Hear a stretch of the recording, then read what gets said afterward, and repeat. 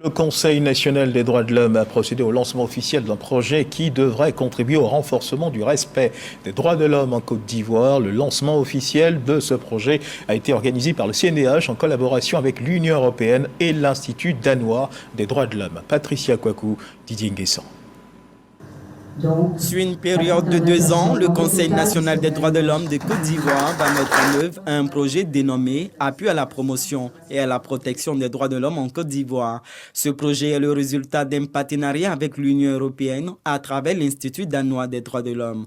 Il a pour but d'améliorer et renforcer la collaboration entre acteurs étatiques et les organisations de la société civile pour la promotion des droits de l'homme et renforcer le respect des groupes vulnérables et améliorer l'efficacité des actions du Conseil pour une meilleure protection de la dignité humaine. Le CNDH mettra tout en œuvre pour son succès et surtout œuvrer en vue d'améliorer le respect de la dignité humaine.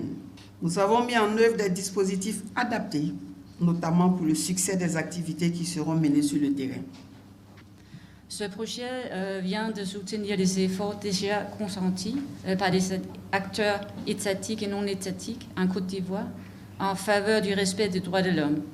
Il offre à IDDH et au CNDH une remarquable opportunité d'explorer des synergies d'action et de partager expériences en vue d'atteindre un objet important.